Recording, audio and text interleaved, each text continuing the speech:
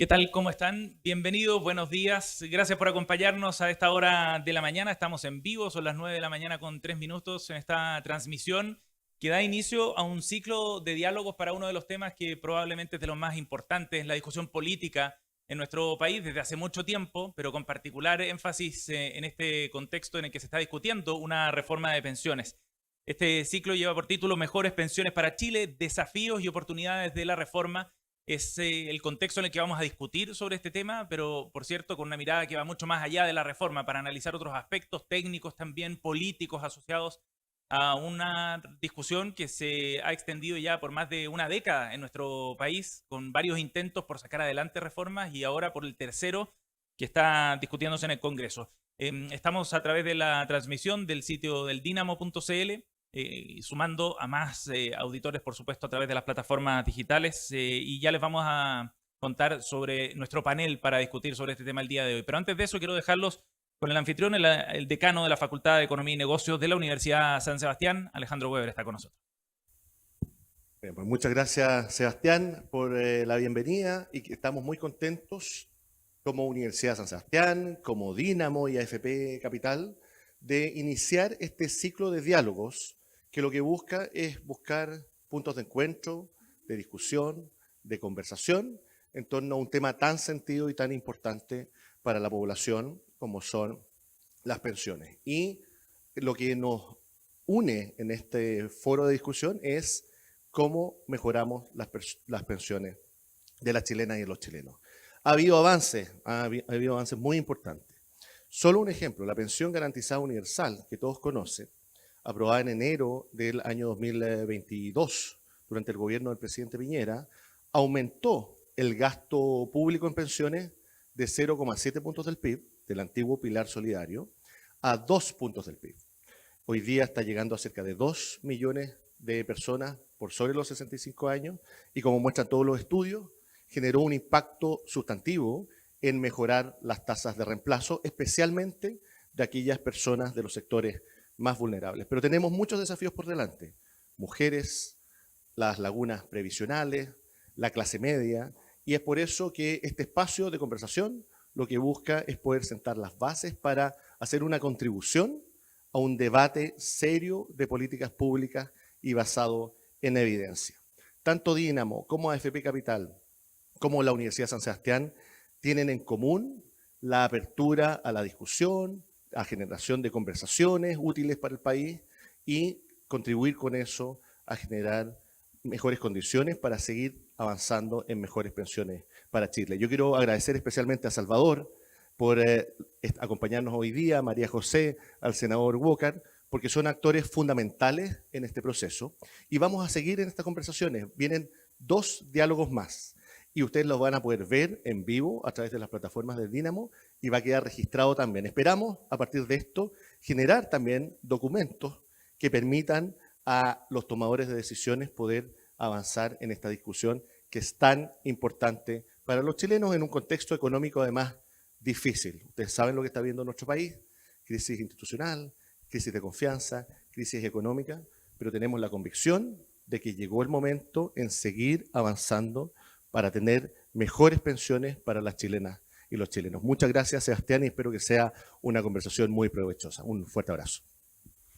Gracias, Alejandro, por tus palabras de bienvenida para dar contexto a esta conversación, y vamos a dar de inmediato paso a la conversación en el panel. Quiero presentar y leer brevemente algunos antecedentes de las trayectorias de nuestros panelistas del día de hoy. Es un panel de excelencia para poder discutir sobre temas previsionales. Nos acompaña aquí en el panel María José Saldívar, consultora, ex ministra de Trabajo y Previsión Social, es abogada, licenciada en Derecho de la Universidad Católica, licenciada en Historia, magíster en Derecho Público de la Universidad Católica, ha estado vinculada al mundo público en gran parte de su trayectoria, con una carrera importante en temas de seguridad social. Precisamente fue subsecretaria y luego ministra de Trabajo y de Previsión Social. En mayo, además, asumió la presidencia de Supermercados de Chile. Gracias por estar con nosotros, María José. Bienvenida.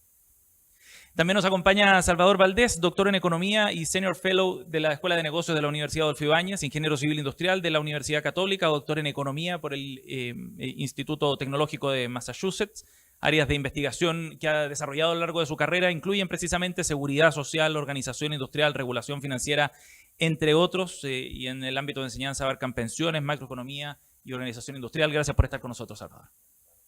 Y también nos acompaña el senador del Partido Demócratas, Matías Walker, abogado de la Universidad Diego Portales, con posgrado de la Universidad del Desarrollo, partió su carrera política como concejal, ejerció como gobernador, diputado además en los periodos 2010-2018 y actualmente senador por la región de Coquimbo. Gracias por estar con nosotros, senador.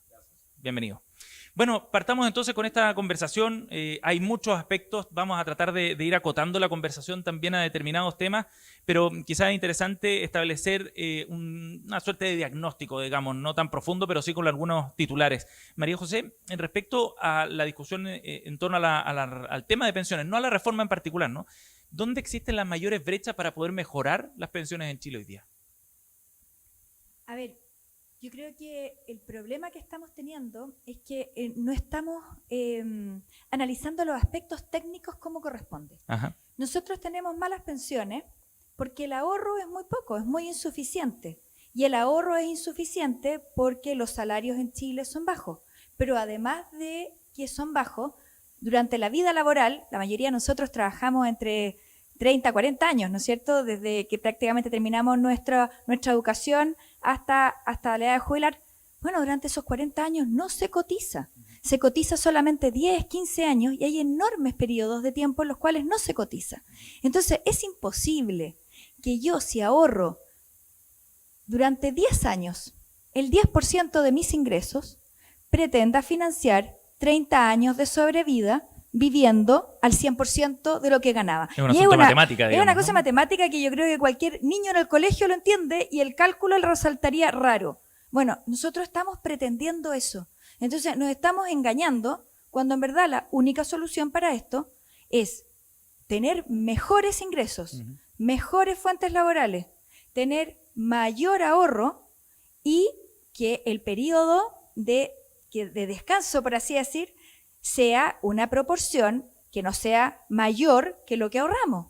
Y entonces, si no hacemos algunas modificaciones en ese sentido, la verdad es que nos estamos haciendo trampa y nos hemos hecho trampa hace demasiado rato. Senador, ¿y cómo se están adoptando o más bien tomando en cuenta ese tipo de consideraciones técnicas en la discusión política? ¿Cómo ve usted ese factor? Bueno, muchas gracias. Primero, siempre yo peleo con los micrófonos. Muchas gracias, Sebastián, por la invitación. Agradecer al Dínamo, a la Universidad de San Sebastián, a Sura FP Capital, saludar a María José Saldívar y también a Salvador Valdés. Bueno, yo creo que ha habido una incapacidad de la clase política de ponerse de acuerdo en materia de pensiones. Todo lo que muy bien ha señalado María José fue parte de la Comisión Bravo que convocó la presidenta Bachelet en su segundo periodo y ahí están las conclusiones. Y eso derivó en una propuesta concreta, en un proyecto que lamentablemente fue rechazado en el Congreso, que no tuvo los votos suficientes, en que se aumentaba, recordemos, la cotización en un 5%, también de cargo del empleador. Una parte iba a cuentas individuales, otra parte iba a solidaridad, tanto intergeneracional como intrageneracional, y porque cada uno trató de imponer su visión, no tuvimos los votos para aprobar esa reforma. Después, durante el gobierno del presidente Piñera, el año 2018, los que entonces estábamos en la democracia cristiana, llegamos a un acuerdo. El gobierno del presidente Piñera. Nos criticaron, nos dijeron que estábamos legitimando el sistema de AFP y nosotros el llamado que hicimos fue a dejar de lado las concepciones ideológicas y llegar a un acuerdo. En ese momento era un acuerdo muy concreto, 3% a cotizaciones individuales, 3% a solidaridad. Y tampoco hubo la voluntad política en ese entonces del Senado para avanzar en un acuerdo. Y yo espero que la tercera sea la vencida. Y como es el nombre que nos han convocado a este seminario, podamos tener finalmente un acuerdo, si no en la Cámara, porque para ser franco es re difícil que se logre el acuerdo en la Cámara, que está bastante más polarizada. Ustedes pueden ver la televisión todos los días, que lleguemos a un acuerdo en el marco de la Comisión de Trabajo del Senado. Como ustedes saben, nosotros como demócratas hemos hecho una propuesta muy concreta que hemos dado a conocer a los medios de comunicación y públicamente. Podremos ir conversando esa propuesta a lo largo de esta conversación, pero se acabó el tiempo y acá todos tienen que ceder en su visión ideológica y llegar a un acuerdo teniendo como único norte lo único que importa, que es aumentar las pensiones. Ajá. Salvador, ahora, volviendo a la pregunta original sobre las brechas, ¿es un asunto solo de parámetros el problema de pensiones acá en Chile? No, no Está lo apagado es. el micrófono, creo, Salvador. Si es que atrás hay un botón. A ver, probemos ahora. No, parece que no. Ahí está. ¿Ahí sí o no? Si no, ¿Aló? podemos ayudar. Ahí sí, perfecto. Ya, muchas gracias.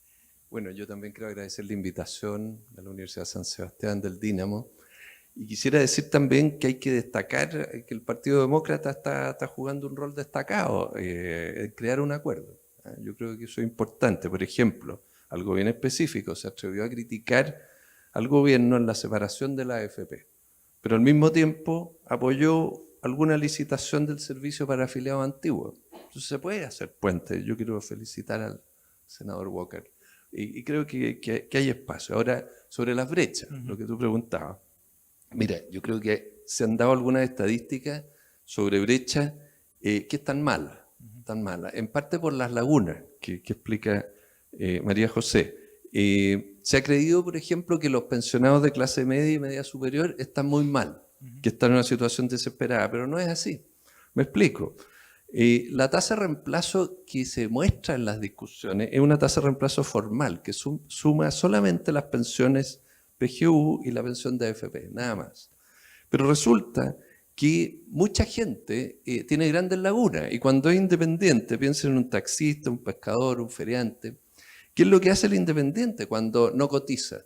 Bueno, algo ahorra algo en otra forma. Mejora la vivienda, participación en negocios en la feria, compra herramientas, vehículos, etc.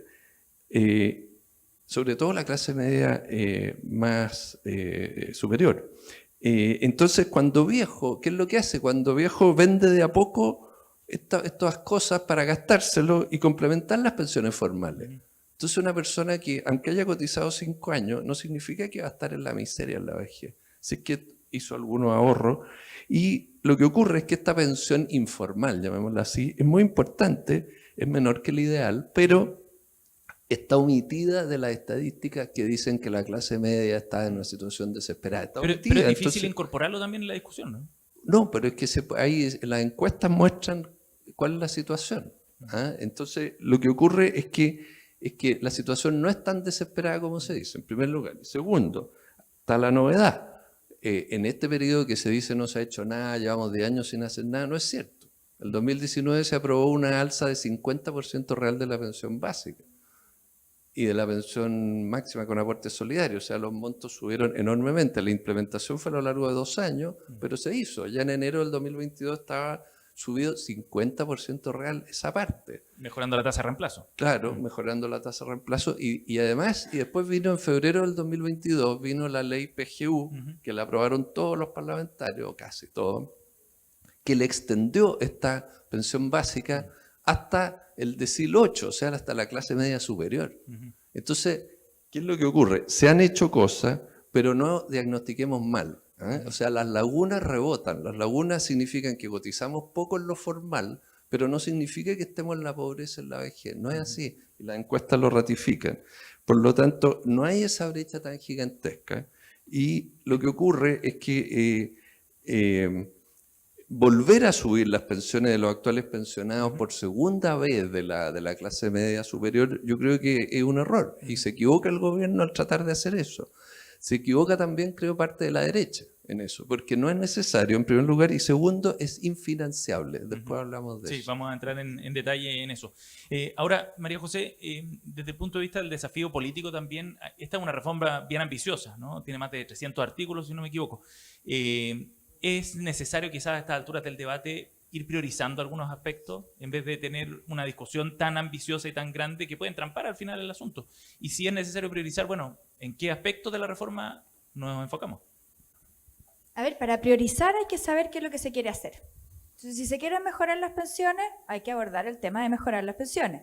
Si se quiere mejorar la administración de la industria, bueno, se tendrá que mejorar la administración de la industria, pero yo por mejorar la administración de la industria mejoro las pensiones, y la verdad es que no. ¿Por qué? Porque sería súper marginal lo que pueda subir. O sea, estamos hablando como en términos gruesos. O sea, una persona que recibe hoy en día una pensión de 250.000 pesos, porque yo reorganice la industria, no voy a hacer que reciba una pensión de 500.000 pesos. Y eso es lo que se ha tratado de instalar cuando no es verdad. O sea, va a subir, puede ser eventualmente, Claro, pero va a porque ser... hay menor cobro de comisión. Pero va a ser súper marginal, van a ser 100 pesos, 200 pesos, estamos hablando de los grandes números, ¿no es cierto? Entonces, creo que el problema acá es que no hay una correlación entre lo que quiero hacer y lo que hago. Y por lo tanto tengo que priorizar o lo que quiero hacer, ¿no es cierto? Porque quiero hacer eso, o porque el objetivo al que yo estoy buscando es ese. Y entonces aquí, ¿qué es lo que ocurre? Que cuando el senador plantea el tema político, es súper complicado porque este es un tema que es técnico. Es como que nosotros le pidiéramos al Parlamento que determinara cuáles son las especificaciones técnicas para construir un puente. Y entonces tú decís, no, pues esto acá es la cantidad de cemento, la cantidad de fierro, la cantidad, para poder tener un puente que sea viable, ¿no es cierto? Tú puedes pedirle al Parlamento que regule cuáles van a ser las inspecciones o que la fiscalización u otras cosas. Bueno, acá se está planteando políticamente cuáles son los cambios técnicos que hay que hacer. Y ahí entonces es donde nos metimos en una trampa. Y entonces es súper impopular, y yo entiendo, postergar la edad de jubilación, aunque todos sabemos que hoy en día vivimos 20 años más que antes. Pero ese debería ser un tema que debería estar en la mesa. Pero lógico que tiene que estar, si cuando esta reforma se hizo en el año 2008, la expectativa de vida ¿de cuánto era? De partida usamos unas tablas que no eran las correctas porque eran las de Estados Unidos, y la gente en Estados Unidos tiene una expectativa de vida menor que la chilena. Entonces, partiendo por eso, nos equivocamos de entrada. Entonces, hay que aumentar la edad de jubilación, hay que aumentar las cotizaciones. Lo que plantea Salvador, que yo no estoy de acuerdo 100%, pero es cierto, las personas que tienen una cantidad de ingresos fuera del mundo del trabajo, hoy en día no cotizan. Si hubiesen cotizado por esos ingresos, tendrían una mucho mejor pensión. Y entonces tenemos que hacer que toda la gente cotice respecto de todos sus ingresos. Chuta, yo por lo menos me tocó vivir la experiencia de hacer que quienes emitían boletas de honorario cotizaran, y les puedo asegurar que me gané una cantidad de amigos durante ese periodo que hasta el día de hoy los conservo. Porque es muy impopular. Pero María José, antes de seguir con la conversación, si hubiera que priorizar un aspecto, digamos, ¿no? Un aspecto donde es urgente y hay que poner las fichas ahí, ¿cuál sería? Para que haya mejores pensiones, tiene que haber más plata. Perfecto. ¿No es cierto? Subir Y la la plata, ¿cómo yo la consigo? O aumentando la tasa de cotización, Ujú. o postergando la edad de jubilación, porque la torta, si tengo que dividirla en 30 pedazos, me van a salir pedazos más chicos que si tengo que dividirla en 15. Sí, claro. Salvador. Yo creo que lo que importa aquí no es subir las pensiones formales. Lo que importa es subir el nivel de vida y lograr un nivel de vida en la vejez ¿Qué significa de las eso? personas. Ajá. El nivel de vida que no depende solo de las pensiones formales, depende también de los ahorros que las personas hacen voluntariamente, sobre todo los independientes, que hay una gran cantidad. Y yo creo que tú preguntabas, ¿cuál es la reforma que habría que darle prioridad? Yo diría, lo más urgente es cerrar las lagunas. ¿Y cómo se hace? Este es un problema que lleva 100 años. En Chile siempre ha habido lagunas enormes. El sistema antiguo falló en sus pensiones por las lagunas, básicamente. Y no solo Chile, en todo el mundo, en muchos países emergentes. Entonces lo que hay que hacer es... lo que pasa es que hay un temor, La razón por la que no se hace nada es porque hay un temor, un mito de que las lagunas en realidad son buenas para los pobres. Ese es el mito. Las lagunas son buenas porque le libera ingresos, no hay que cotizar. Hay que cotizar menos, entonces con un mismo sueldo tan modesto como dice María José, entonces se cotizan menos, tienen mejor sueldo líquido y es bueno para los pobres no cotizar. Esa es la firme. Pero es un error, porque lo que pasa es que cuando tú te vas a la informalidad, hay miles y miles de personas en la informalidad y luchan entre ellos y bajan los sueldos. Entonces al final los sueldos no mejoran, porque compiten entre ellos. Entonces lo que hay que hacer es fiscalizar y cerrar exenciones legales. ¿Ah? Ahora, los políticos no lo van a hacer porque vean la cantidad de amigos que consiguió María José. La solución es pasarle esto al cuerpo técnico. Oiga, senador, metámonos en la pata de los caballos precisamente, porque desde el punto de vista del Congreso, claro, fiscalizar las lagunas, por ejemplo, o forzar esa cotización, disminuye los ingresos presentes de los trabajadores, ¿no? O por otra parte, subir la edad de jubilación, ni hablar, ¿no? ¿Cómo se abordan esos aspectos técnicos desde la parte política? Nosotros hemos hecho una propuesta muy concreta como demócrata y le agradezco a Salvador sus palabras porque nosotros creemos que efectivamente hay que aumentar la cotización. Tenemos una diferencia con el gobierno respecto de la gradualidad. Cuando tenemos cifras de desempleo del 8,8%, como las que se dieron a conocer ayer, 9%, el caso de las mujeres, hay economistas como Jorge Zelaibe que dicen que vamos a llegar a un desempleo de 2 dígitos, tenemos 3, 4 meses de IMASEC negativos, entonces nosotros creemos que la gradualidad tiene que ser de 8 a 10 años y no de los 6 años que propone para el aumento de la el cotización. gobierno. Porque, claro, porque en el papel esto va a ser de cargo del empleador y todo lo decimos, pero en la práctica el empleador va a compartir con el trabajador, con el profesional, ese aumento de cotización. Y en los momentos que está viviendo la economía, nosotros creemos que tiene que haber mayor gradualidad en ese aumento de cotización de un 6%, respecto al cual nosotros proponemos, como ustedes saben, que un 4,2% vaya a cuentas individuales y un 1,8% a un seguro de longevidad, respecto a lo cual ha habido bastante consenso, al menos con los sectores de Chile Vamos, en la mesa de pensiones. Ahí tenemos como representante a Fuad Chaín, que ha trabajado mucho como abogado en este tema, porque eso permite también revisar las tablas de mortalidad que hablaba Salvador y revisarlas hasta los 85 años. Sería muy interesante conocer, acá estamos en la sede de una compañía de seguro, conocer cuál es la opinión de las compañías de seguro. Nosotros lo que proponemos es que respecto al seguro de longevidad pueda haber un mercado abierto a las distintas compañías de seguro, probablemente ellos lo van a estudiar, y si no hay interés, que pueda haber una suerte de seguro estatal en una lógica también de seguridad social. ¿Usted priorizaría ese tema entonces? Nosotros creemos que en régimen eso puede aumentar las pensiones en un 30% y hacerse cargo de la sobrevida, porque efectivamente, y esto es un diagnóstico que está desde la Comisión Bravo, hoy día ha aumentado, gracias a Dios, la expectativa de vida y hay que hacerse cargo de un sector pasivo que es cada vez más amplio, si no vean lo que está ocurriendo en Europa con el sistema de reparto. Salvador, ¿a usted le gusta la idea del seguro de longevidad como solución técnica? Yo creo que el retiro programado tiene un problema bien de fondo y la solución es reemplazarlo por un seguro mutualista. ¿Podría explicarnos un poquitito, aprovechando su conocimiento, podría explicarnos para nuestra audiencia en qué consiste ese seguro?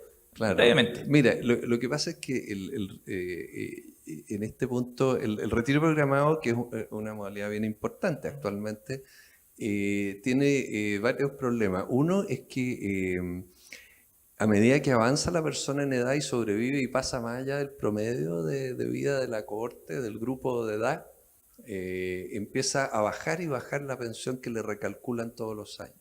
Y eso mecánicamente ocurre necesariamente por la forma en que está estructurado. Entonces eso es muy malo porque justamente las personas mayores, o sea, los mayores de más de 80, edades bastante avanzadas, son los que tienen unas bajas de pensión tremendas, o sea, baja la mitad la pensión, que ya es baja. Estamos hablando de la pensión contributiva nada más, no es la PGU ni los ahorros personales que tiene mucha gente. Entonces esa bajada es tremenda. Y uno dice, ¿y dónde se va la plata? Bueno, y la respuesta es clara, se va a donde no debería ir. Va a herencias a hijos de 50 a 60 años de edad. ¿Por qué? Porque los que mueren en la primera mitad del grupo, los que mueren antes del promedio, tienen un saldo en la cuenta bastante alto y le llega a los herederos. ¿Pero quiénes son los herederos? ¿Son personas en estado de necesidad? La respuesta es no. Normalmente son hijos, hijas de 45, 50, 60 años que tienen su vida armada de otra manera y resulta que se le está dando, ahora yo encantado, pero fíjate que esta persona fue obligada a cotizar el 20% de todo lo que cotiza una persona que después opta por retiro programado, se va en promedio, se va a herencias a personas, hijos, hijas que no están en estado de necesidad. Entonces es absurdo, te están obligando a cotizar 10, en el futuro 16%, y de lo cual 20% va a ir a personas sin estado de necesidad. ¿A costa de qué? De que tu pensión una vez que tenías 80 años baja. Entonces es un diseño muy malo. Entonces hay que terminar con el retiro programado. María José, ¿y qué le parece la idea, el instrumento, digamos, del seguro de longevidad? A ver, yo creo que es súper importante cuando uno habla de un seguro de longevidad volver a algo que no se dice tanto y que tenemos que estar súper bien calibrados en la edad y la expectativa de vida. Porque un seguro de longevidad que parta a los 85 años es un seguro carísimo, porque todos llegamos a los 85 años de edad, ¿no es cierto? En cambio, si lo ponemos con la fecha que realmente correspondería, que la mayoría no va a querer acá asumirlo, pero son 95, 100, porque allá vamos, entonces el seguro tiene un valor que es diferente. Entonces, el seguro de longevidad como instrumento, que es mutualizar el riesgo, si no está bien calibrado con cuál es la fecha, resulta tan cara que se me podrían ir eventualmente a los 6 puntos de cotización. Y ahí también entonces hay una segunda parte que es súper relevante tener súper claro, que es que la expectativa de vida en el país no es homogénea. Las mujeres vivimos más que los hombres, lo cual se puede decir hay una compensación de género, ¿no es cierto? Pero las personas que han accedido a una mejor calidad de salud a lo largo de su vida, desde que son pequeños, tienen una posibilidad y una expectativa de vida que es mucho mayor que quienes no la han tenido. O sea, los pobres tienen expectativas de vida más bajas. Corresponde que hagamos nosotros un subsidio de los ricos hacia los pobres. Hay que cuestionarlo, porque siempre hay casos en los cuales podemos tener excepciones, que son los que uno tiene que ver. Por eso técnicamente hay que analizarlo bien y no políticamente. ¿Está entretenido este punto, senador? Eso es lo que ha dicho la ministra Janet Jara, que el seguro de longevidad sería regresivo porque los ricos viven más que los pobres.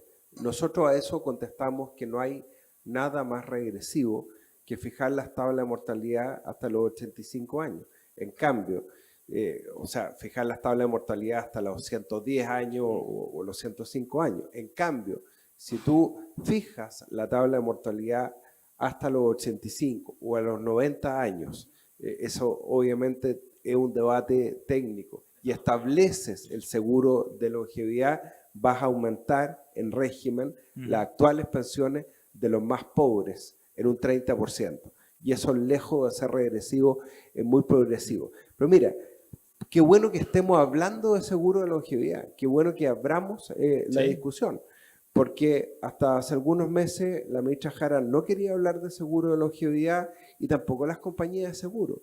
Entonces, yo creo que acá se ha puesto un elemento encima de la mesa que creo que es importante. Esto tiene que ir de la mano de fortalecer el pilar solidario también. Nosotros, respecto de la PGU, hemos propuesto, que algo que no quiero dejar de señalar, pues después uno se le olvidan las ideas, nosotros hemos propuesto anclar la PGU a la línea de la pobreza. Porque si tú no haces eso, lo que va a tener, Sebastián, es que en cada periodo electoral, cada candidato va a proponer una PGU mayor. Mientras que si establecemos un parámetro claro, ahora, anclado a la línea de la pobreza, nos vamos a evitar ese populismo. También nosotros estamos proponiendo, y con esto termino, que la PGU sea compatible con cualquier otra pensión, incluyendo la pensión de sobrevivencia de las Montepiadas. Hoy día las Montepiadas le hacen elegir entre la pensión de sobrevivencia de su marido y la pensión garantizada universal. Entonces, ¿qué premio hay al ahorro familiar si tú estableces esa distinción? Nosotros estamos proponiendo sea automático y compatible con cualquier otra pensión. Salvador, quería hacer un comentario respecto a eso. Sí, mira, yo pienso que crear tablas de mortalidad artificial es un grave error.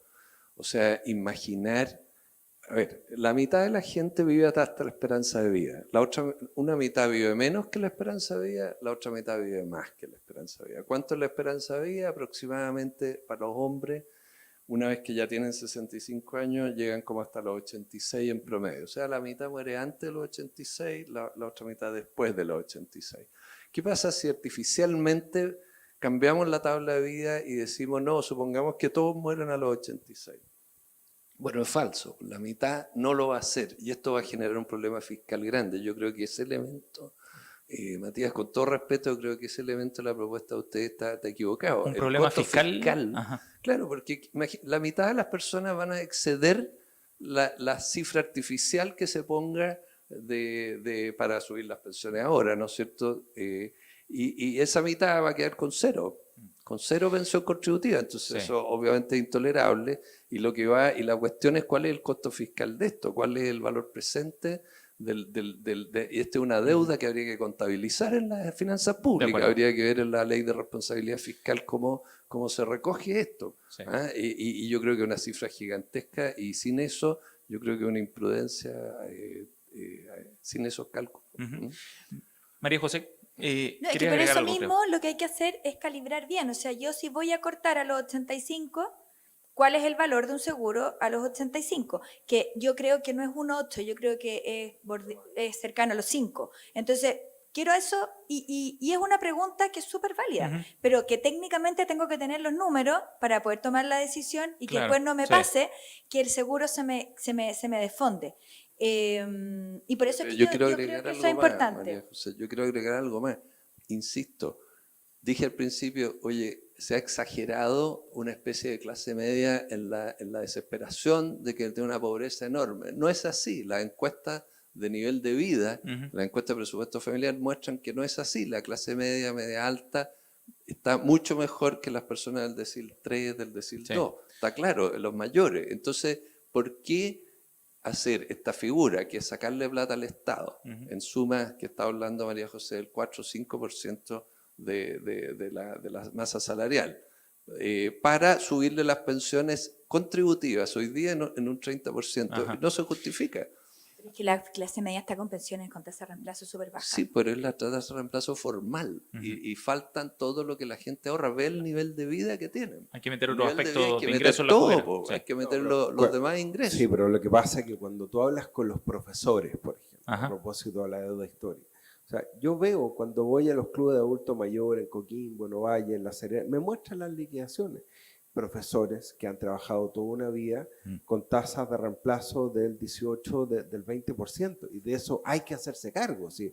Por eso todos los consensos que se han generado por parte de los técnicos desde la Comisión Bravo en adelante. Entonces, yo espero que respecto de ese diagnóstico no tengamos un retroceso. Si hay que aumentar la cotización y hay que fortalecer el pilar contributivo y hay que fortalecer el ahorro, es precisamente porque las tasas de reemplazo son bajas. O sea, si no partimos de esa premisa en esta discusión, si no partimos de la premisa de que las AFP en general están deslegitimadas, y ojo, que nosotros hemos planteado, como dice Salvador, muchas dudas respecto a esta separación de la industria. Nosotros queremos evitar un Transantiago previsional. Tenemos que estar muy seguros respecto de separar efectivamente la gestión de los fondos.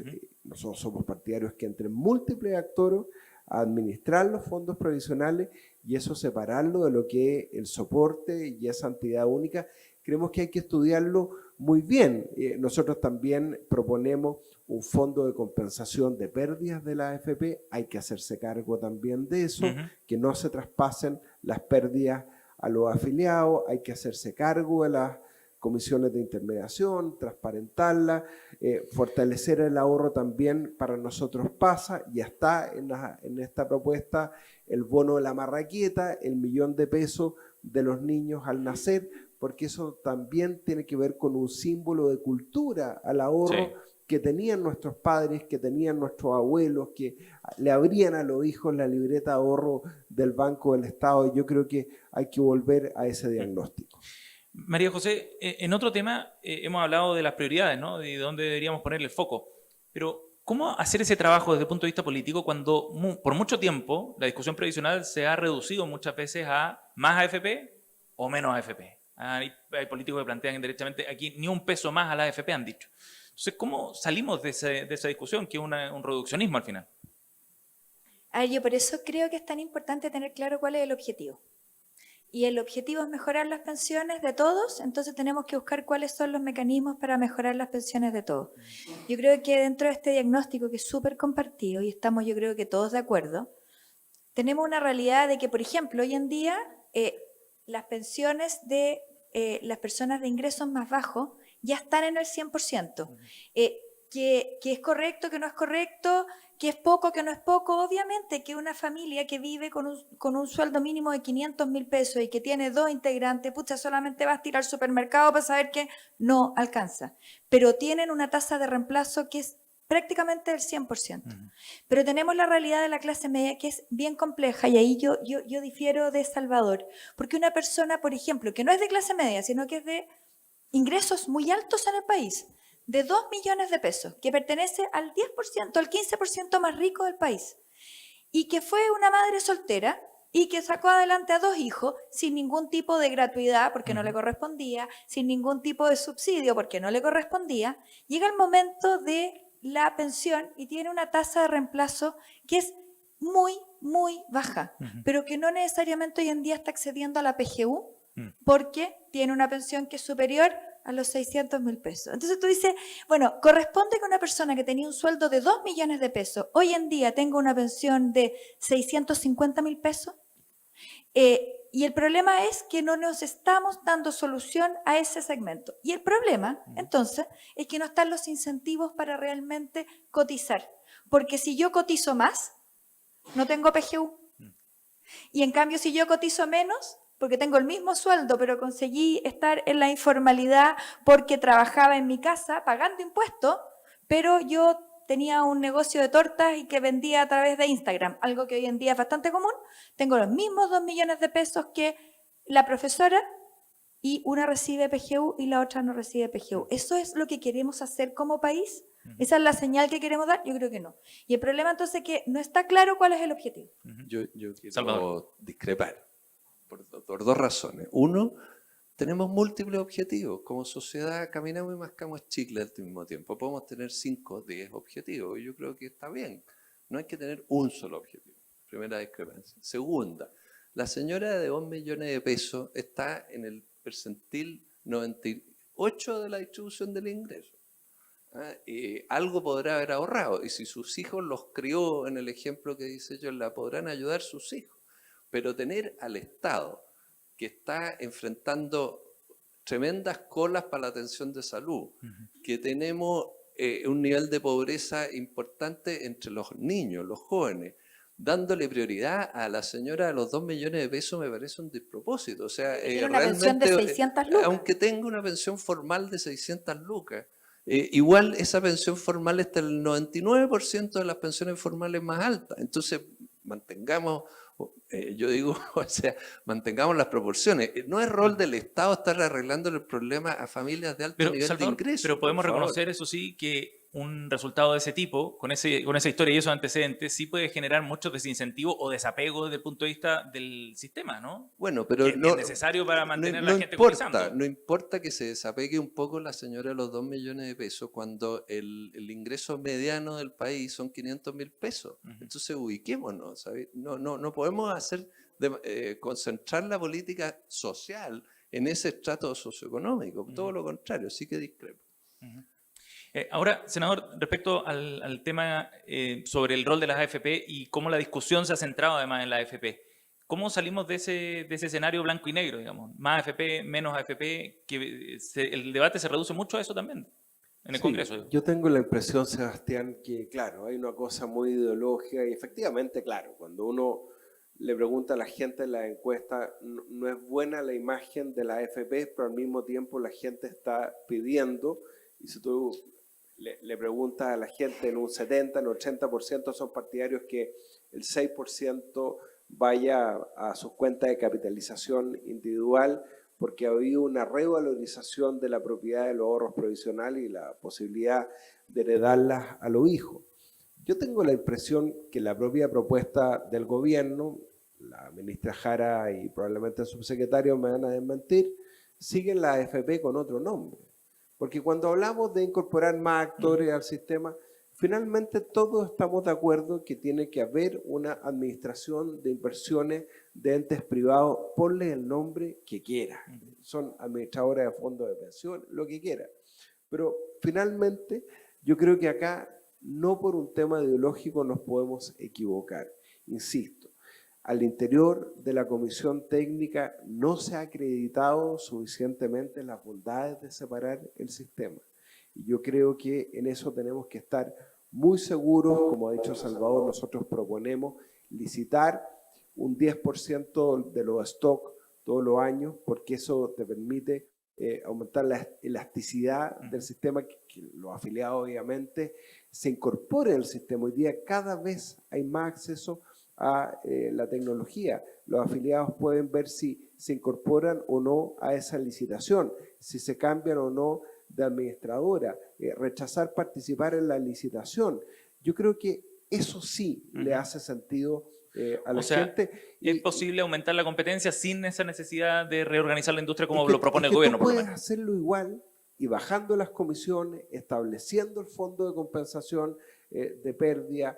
Yo creo que no tiene sentido los gastos en publicidad que hoy día tienen las administradoras de fondos de pensiones, que se le traspasan a los afiliados. O sea, hay mucho que mejorar dentro del sistema, pero ojo con el Transantiago previsional y hacer cambios que no estemos seguros por concepciones ideológicas. María José, ¿le gusta la idea de esta reorganización industrial que propone la reforma?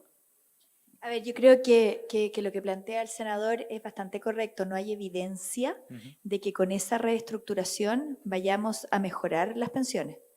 Y sí hay riesgos. Y lo que yo sí creo es que hay algunos ámbitos, por ejemplo en la cobranza, por ejemplo en la administración de las comisiones médicas, en que claramente hay espacio en la cual podrían haber bajas y que se podría hacer mucho más eficiente el trabajo, lo que no necesariamente redundaría en mejores montos de pensión. Yo creo que eso es importante tenerlo claro. Si yo tengo un mejor sistema de cobranza, voy a poder tener un mayor recupero, pero no necesariamente voy a bajar en la comisión, ¿ya? Puede ser que sí, como puede ser que no. Pero creo que en esto es súper importante que tengamos claridad respecto a que el mayor objetivo que nosotros tenemos que tener es generar todos los incentivos para que las personas coticen por la totalidad de sus ingresos durante la mayor cantidad de tiempo. Y esos incentivos tienen que estar súper bien puestos. Y si para poder hacer eso tengo que dotar de cierta legitimidad, es súper importante. Y también demostrar cuál es la función que cumple la AFP. Yo creo que hay un elemento que nosotros no estamos teniendo sobre la mesa. Esta discusión, como bien planteaba el senador, partió por allá en el año 2007, 2006, con la Comisión Bravo. Sí. Y el diagnóstico que había en ese entonces respecto de los montos de pensión era súper claro. Respecto de la institucionalidad era distinto. Surgió todo el movimiento No Más AFP que fue súper potente y que salió a la calle. Pero luego vinieron los retiros. Y en los retiros, las AFP demostraron que la plata estaba y que eran eficientes para entregarla y que habían multiplicado los recursos. Yo no sé si hoy día nosotros veríamos marchas equivalentes a las que vimos en ese entonces respecto a No Más AFP, después de que hayan visto que hoy en día son quienes pagan las pensiones de alimentos, que son quienes pagan y que hacen todo el trámite para la PGU. Y que además están en el fondo demostrando que los recursos están ahí y se han multiplicado. Si el mito que había era que la plata no está y que esto era una estafa piramidal. Sí. Y eso me imagino que ya nadie lo sostiene. Pero hay otros factores que siguen pesando en esa opinión de la gente, que tiene que ver con los rendimientos de los fondos, por ejemplo, ¿no? Entendiendo que hay ciclos de alta y ciclos de baja. Pero... Y por eso es importante, por ejemplo, lo que plantea la propuesta de Demócrata, y otras propuestas en que sí se corrigen aquellas cosas. Si acá, oye, hay espacio de mejora. Parece que no es lo mismo mejorar que refundar. Y lo que se está planteando es una refundación con la promesa que con esto voy a cambiar todo. Y yo creo que esa promesa que voy a cambiar todo, el ejemplo del Transantiago es súper bueno. Si eso nos habían dicho que nos iba a cambiar absolutamente la cara del transporte público y pucha que la sufrimos esos primeros años. ¿Salvador? Sí, mira, en el tema de la industria yo creo que claro, había una posición bien ideológica que fue desmentida completamente con los retiros. La eficiencia de la administradora en entregar los retiros fue totalmente inesperada y exitosísima. Y yo creo que todo el país lo reconoce. Entonces, esto de dividir las empresas realmente no tiene respaldo. Yo he hablado con harta gente en el tema y al final hay una serie de supuestos que no tienen mucho fundamento y yo creo que no hay que dividirlo. Pero por otro lado, hay un problema. Las utilidades de la AFP no son normales. Hay que normalizarlas. Y me refiero a las AFP que sirven a afiliados antiguos, especialmente. Le pagan el doble de comisión los afiliados antiguos que los nuevos. Entonces, uno dice, ¿y por qué? Se justifica, uno ve los estados de resultados y son importantes utilidades poco normales. Y además hay grandes barreras a la entrada. ¿A qué se refiere con poco normales, Salvador? Lo que pasa es que, mira, uno ve las alternativas de inversión que tienen los inversionistas en distintos negocios alrededor del país y en el mundo, y uno ve que muy rara vez los activos en que se invierte rinden más de 5 o 10% anual. Retorno anual sobre activo antes de impuestos. Entonces eso es lo que se ve alrededor del mundo y también en Chile. Pero en esta industria es mucho mayor la utilidad. Entonces, sobre todo las empresas que sirven afiliados antiguos. Entonces, normalizar las utilidades significa bajar las comisiones a niveles que sean competitivos. Y la razón también hay barrera a la entrada. No han entrado, las AFPs que han entrado son muy pocas. Y la última fue AFP1. A AFP1, claro. Pero con un grupo económico bien grande detrás. Entonces, ¿qué es lo que ocurre? Cuando entra una nueva AFP, esto le ha pasado a otra AFP en los últimos 30 años, tenemos larga experiencia al respecto. Entra una AFP nueva y resulta que los afiliados son muy inertes, no le ponen atención y no le hacen caso y no logra la escala mínima eficiente. Entonces, hay barrera a la entrada basada en la insensibilidad de los afiliados a las diferencias de comisión y a otros parámetros. Los afiliados no se cambian. No es que no se cambien, eso es importante hacer una distinción clave para cualquier economista, que es la rotación de afiliados es una cosa, pero puede tener muchas causas. Puede que te hayas enojado con la persona en la sucursal, puede que tenga un pariente en la AFP del lado, entonces te cambia, con muchas causas. La pregunta clave es otra. La pregunta es, cuando una AFP sube su comisión, ¿se cambia? ¿Cuánta gente se cambia? No es que no se cambie nadie, la pregunta es cuánto. Y tenemos un ejemplo que es la AFP Plan Vital, cuando triplicó su comisión el año 2018. Pasó de 0,41 a 1,16%. ¿Cuánta gente se fue de la AFP Plan Vital? La respuesta es, a la vuelta de un año, la masa salarial imponible había caído 3%. Nada, pues triplicó la comisión y la masa salarial que perdió fue 3%. Entonces, claro, frente a eso, obviamente, lo que conviene para cualquier empresa como sociedad anónima, que le tiene responsabilidad con su accionista, es su responsabilidad subir las comisiones y ganar el margen que tiene la oportunidad. Pero eso hay que normalizarlo. Y la forma de hacerlo es con licitaciones de afiliado antiguo, pero con libertad total para cambiarse y rechazar la AFP que se le haya seleccionado por licitación. Esa es la licitación que proponen ustedes para aumentar la competencia también en el sistema, ¿no, senador? Sí, efectivamente lo que nosotros estamos proponiendo es que se licite un 10% anual del stock de afiliados en forma aleatoria, que los afiliados puedan rechazar, participar en esa licitación, puedan adherir o no al cambio de fondo, aumentar la elasticidad del sistema, bajar las comisiones. Yo creo que la competencia va a permitir de por sí bajar las comisiones, que eso pueda ser regulado. Una cuestión muy importante, la libertad de elegir. Yo sé que ha sido un concepto muy manoseado, incluso dentro del debate del actual proceso constituyente, pero efectivamente, si le dan a los trabajadores, a los profesionales, la posibilidad de elegir cotizar también en una cooperativa. Por ejemplo, nosotros lo propusimos el año 2018. Yo les pongo un ejemplo. Los dueños de la empresa sanitaria en mi región, de Aguas del Valle, es un fondo de pensiones de los trabajadores canadienses. ¿Por qué los trabajadores chilenos no van a poder formar una cooperativa o elegir una cooperativa para administrar sus ahorros provisionales? ¿Para que entre en la cooperativa se necesita una reorganización de la industria como se propone? No, yo creo que dentro del sistema podemos producir esos cambios. También dentro del sistema podemos establecer la posibilidad de la administradora de fondos de pensiones estatal. Si alguien tiene un problema ideológico con que existan administradoras de fondos privados, bueno, démosle la posibilidad a la gente de poder elegir una administradora de pensiones estatal o las cooperativas.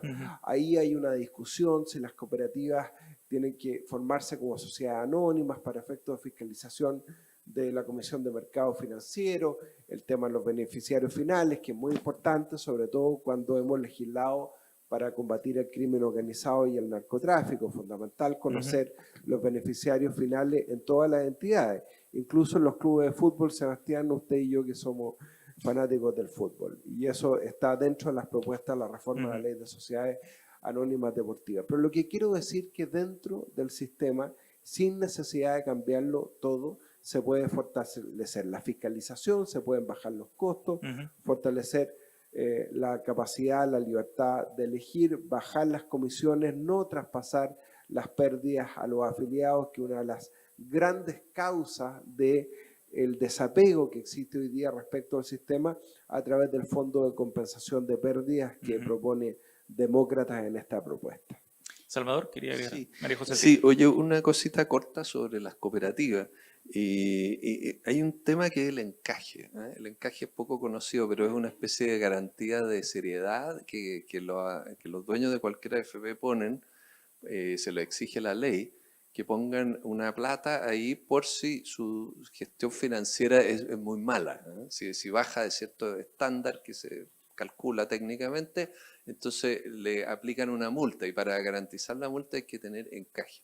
El encaje es muy alto actualmente, súper alto, y las cooperativas no van a poder juntarlo, creo yo. O sea, hoy día, por ejemplo, una cooperativa que tuviera un quinceavo del total de afiliados, que no es tanto, pues como 6% necesitaría 130 millones de dólares de encaje. Entonces yo tengo una propuesta ahí, que es achicar el encaje de otra manera, porque hace 30 años, cuando se creó el actual fórmula de encaje, era chico, no importaba tanto, pero crecieron los fondos, y la fórmula dice actualmente que el encaje debe ser el 1% de los fondos administrados.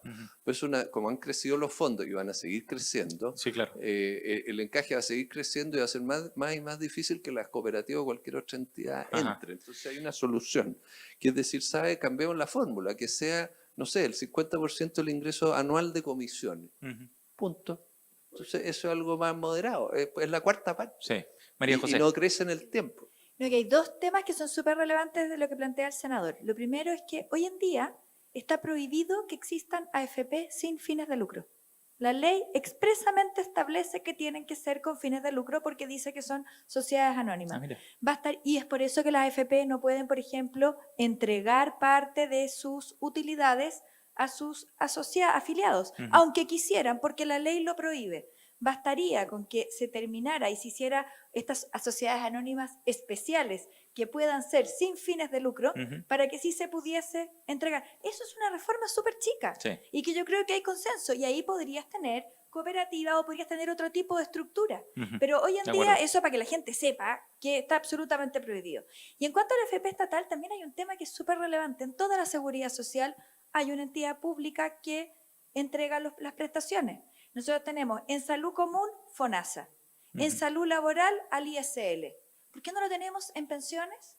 Sería súper bueno, porque podríamos tener esta equivalencia. Y la gente que está en FONASA o es por opción, ¿no es cierto? Y la gente que está en el ISL es por opción. Bueno, yo por opción podría estar en una administradora que fuera pública. Y podría por opción, si hacemos esa modificación que es tan pequeña, estar en una AFP que fuera sin fines de lucro. Claro. Y que gran parte de la crítica de estas utilidades desmedidas se soluciona inmediatamente, porque al no tener fines de lucro no existe repartición de utilidades.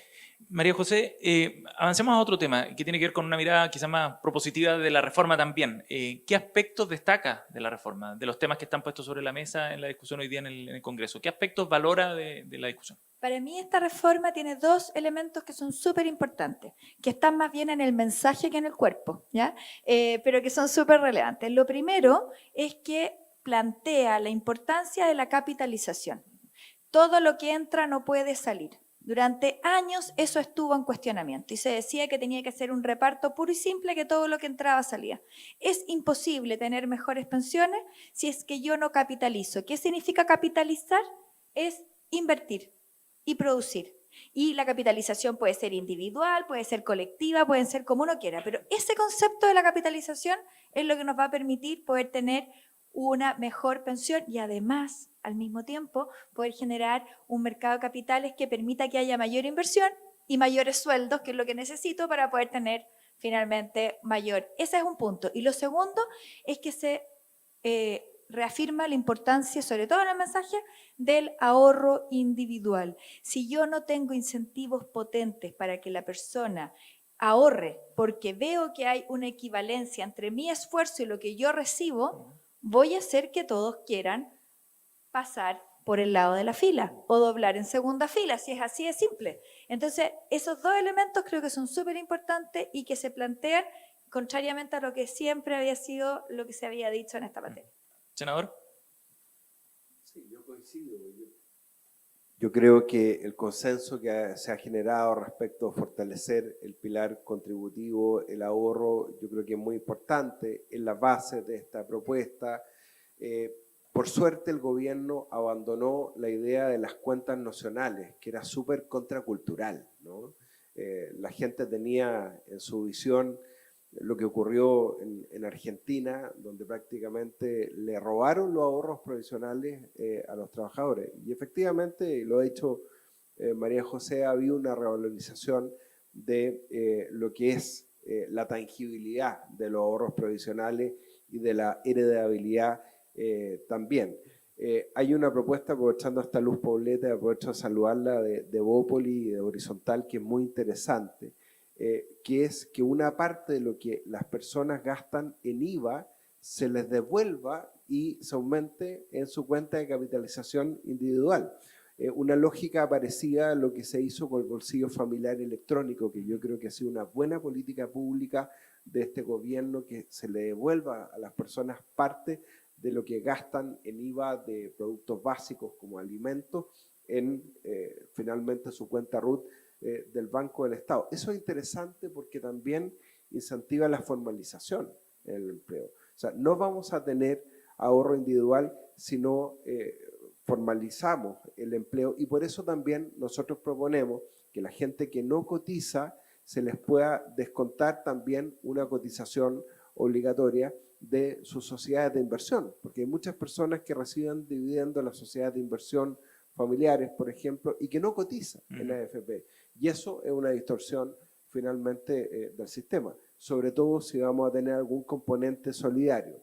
Hay otro tema que nosotros propusimos a propósito de esto, porque es importante bajar al piso las propuestas, o sea, de los eslóganes y los titulares a las propuestas concretas. Nosotros en Demócratas proponemos que del 4,2% que va a cotización individual se pueda destinar una parte, probablemente un 0,5% máximo, a solidaridad intrageneracional, porque efectivamente hay más lagunas provisionales en beneficio de las mujeres. Yo lo veo en mi región con las mujeres temporeras, por ejemplo, que son las que tienen más lagunas provisionales. Pero el diagnóstico lo compartimos. El tema, como dice María José, es cómo ahora acordamos en el texto de la ley una batería de propuestas que le hagan sentido a la ciudadanía. Eso es muy importante. Cualquier reforma que se lleve a cabo le tiene que hacer sentido a las grandes mayorías y que finalmente aumente las pensiones, que es lo único importante. Y no tenemos mucho tiempo. Yo quiero decirlo, Sebastián, sé que esto se está transmitiendo. Yo creo que es muy importante que la Cámara de Diputados llegue a un acuerdo, al menos en la idea de legislar, que es lo que no tuvimos en el Senado, por ejemplo, al gobierno anterior, que fue una irresponsabilidad del Senado. Que nunca puso en tabla el proyecto que habíamos aprobado en la Cámara de Diputados y que habíamos acordado con el gobierno del presidente Piñera. ¿Y usted ve factible que en septiembre, por ejemplo, la Cámara pueda despachar el proyecto al Senado? Al menos en general.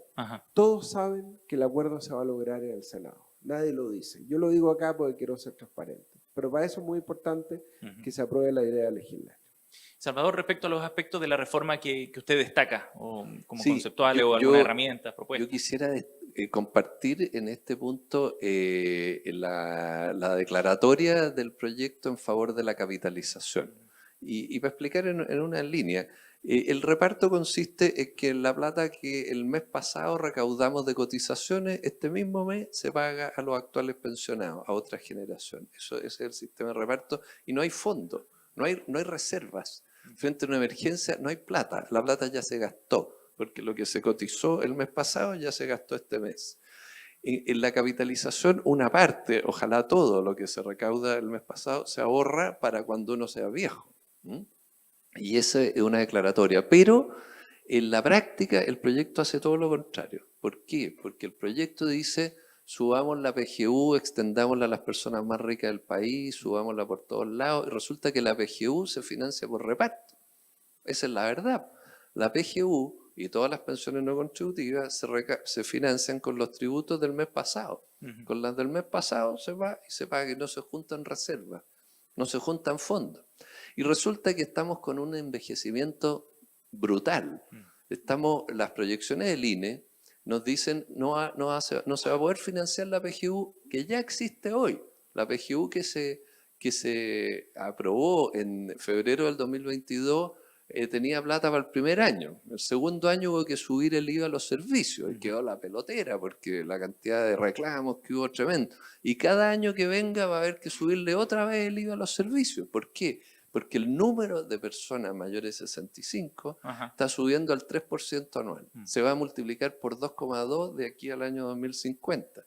Eso está en las proyecciones del INE. Y si alguien dice, no, la inmigración va a arreglar el problema, por favor.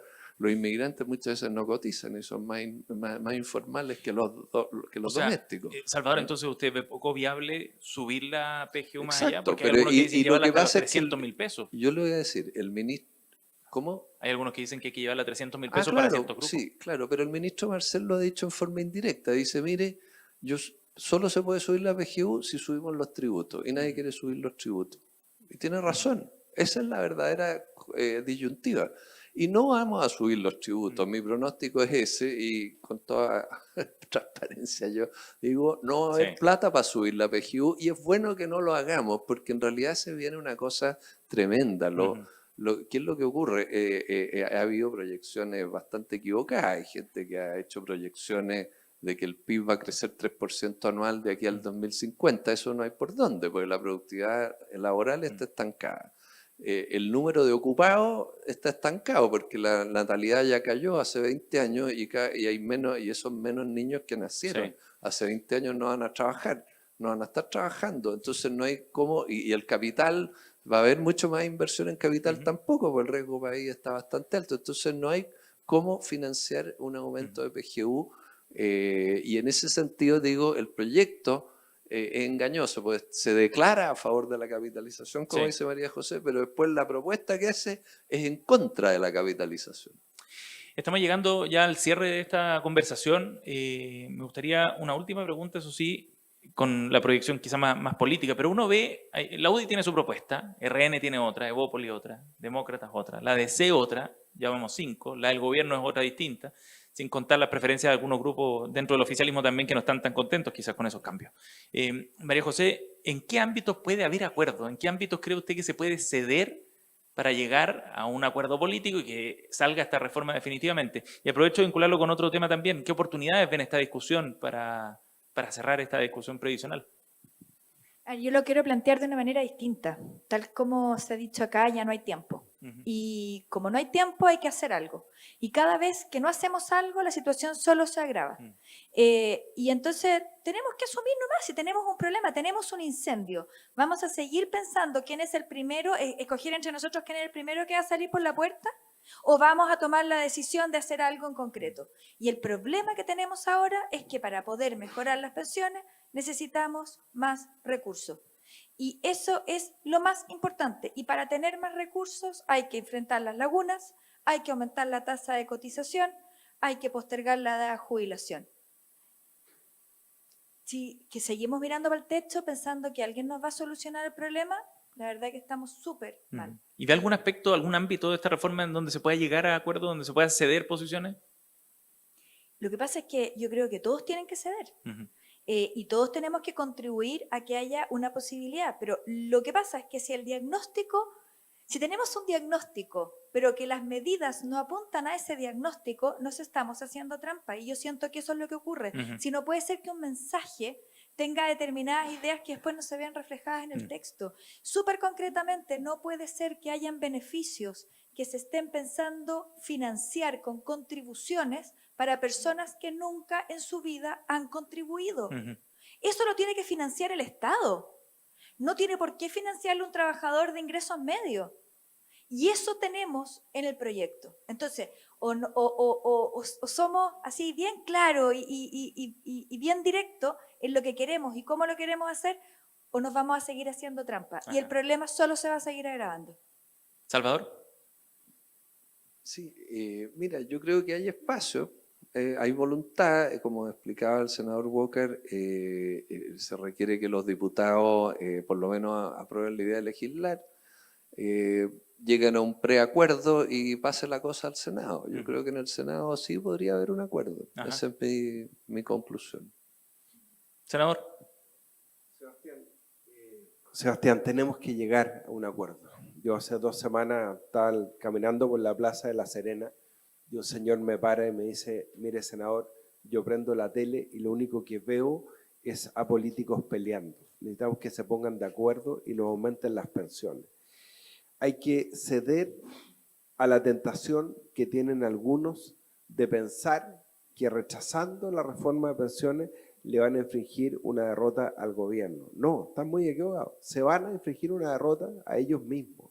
Necesitamos llegar a un acuerdo, necesitamos aumentar las pensiones, y lo digo con la autoridad de haber votado a favor la reforma de la presidenta Bachelet y a favor el acuerdo que logramos con el presidente Piñera el año 2018 en la Cámara de Diputados. Todos tenemos que ceder y a lo mejor tenemos que revisar también nuestra propuesta del seguro de elegibilidad y tal vez el corte no puede estar en los 85 años, los 90 años. Eso hay que verlo con los números arriba de la mesa. Pero todos tenemos que ceder en nuestras posiciones, tenemos que fortalecer el pilar contributivo, tenemos que fortalecer el pilar solidario, tenemos que dejar las dogmas de lado, tenemos que fortalecer la libertad de elección, como digo, respecto de administradoras privadas, respecto de administradoras públicas, las cooperativas, con todas las mejoras que haya que hacer en el sistema, pero en definitiva tenemos que llegar a un acuerdo este año. Y acá tenemos que tener sentido de grandeza, dejar las encuestas de lado, dejar los cálculos políticos. Tiene que ser este año, Sebastián, además, porque el próximo año hay elecciones. Elecciones, claro. Sí. ¿Y está optimista o no, senador?